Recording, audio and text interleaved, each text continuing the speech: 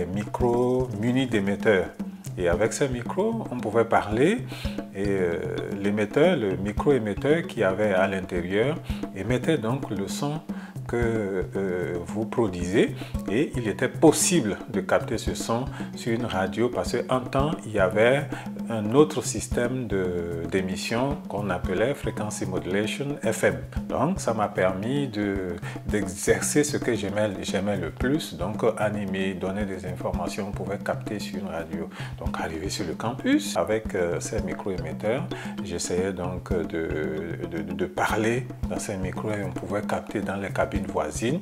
Et donc, à l'occasion d'un dîner, à l'occasion d'un anniversaire d'un ami, nous avons dansé dans notre cabine, on a animé, on a fait beaucoup de choses avec mes cohabitants et on le faisait dans ce micro-là. Et je suis allé dans les cabines voisines, j'ai capté la fréquence et donc les gens avaient capté tout ce que nous faisions dans la cabine. Et c'était une curiosité. À la fin, nous nous sommes dit, bon, ben, pourquoi ne pas faire un truc comme ça tous les jours pour égayer les étudiants. C'était en 90, vous voyez, vous suivez un peu mon regard. Donc, il fallait un système, effectivement, pour distraire les étudiants, pour que les étudiants puissent se retrouver. Donc, voilà comment l'idée de Radio Univers est partie.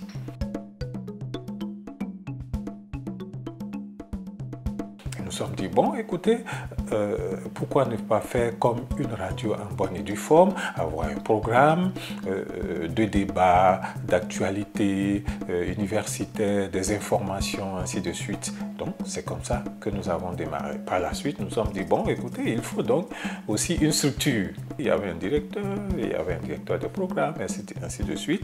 Voilà comment nous nous sommes structurés.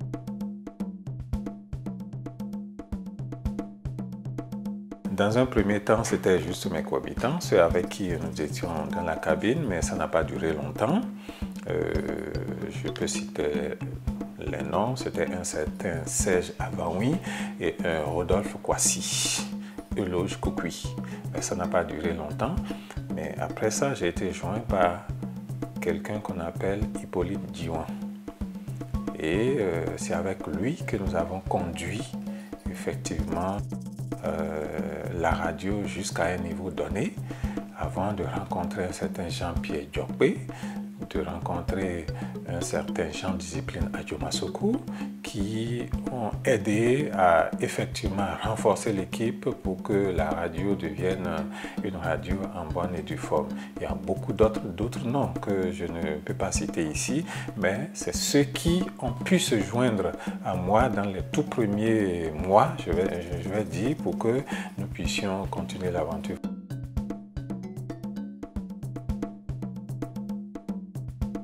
Radio Univers est une expérience sans précédent. Au moment où Radio Univers naissait, il n'y en avait pas encore en Afrique. Et nous accompagnions toutes les entités de l'université partout.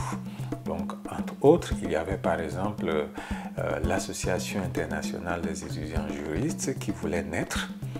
Et ça se passait à Lomé. Nous avons donc été invités pour couvrir l'événement pour Radio Univers, Hippolyte Diwan et moi. Et ils ont appris qu'il y avait un organe de presse universitaire. Alors, ils nous ont invités à donner une conférence de presse pour expliquer les tenants et les aboutissants de cette radio-là. Nous avons passé 2 heures pratiquement à expliquer comment c'est arrivé et ce que ça a permis vraiment de faire à l'université. Ils étaient tous contents. À la fin du congrès, parmi les recommandations, il y avait une qui disait qu'il recommandait à toutes les universités du monde de se doter d'une radio universitaire. Et ça s'appellera Radio Univers à l'image de Radio Univers du Bénin.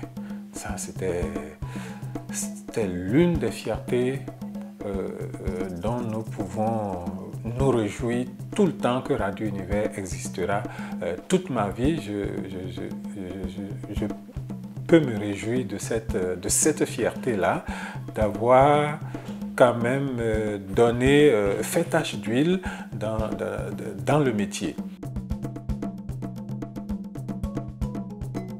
Si j'ai un souhait aujourd'hui pour Samuel Elidia, qui est presque à la fin de sa carrière, c'est que ce monsieur soit décoré par la nation béninoise, qu'il soit élevé au rang de chevalier de l'ordre national du Bénin, qu'on puisse lui reconnaître ce mérite-là. Ce monsieur a l'étoffe d'un ministre de la Communication. Je lui souhaite plein succès dans ses entreprises et tout. Je lui souhaite une longue vie et puis beaucoup de bénédictions sur lui et sa famille. Je dirais longue vie à l'homme et que Dieu le garde et qu'il soit toujours là parce qu'on a toujours besoin de lui.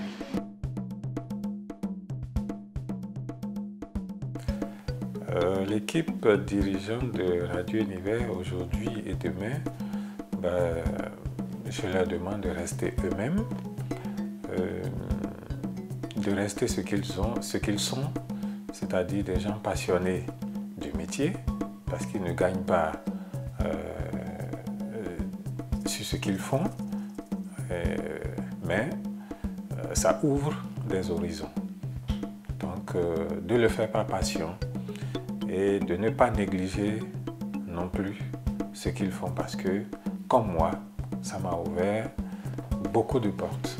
Et aujourd'hui, si je peux avoir 3 repas par jour, hein, c'est ce que j'ai pu faire à Radio Univers qui me le donne.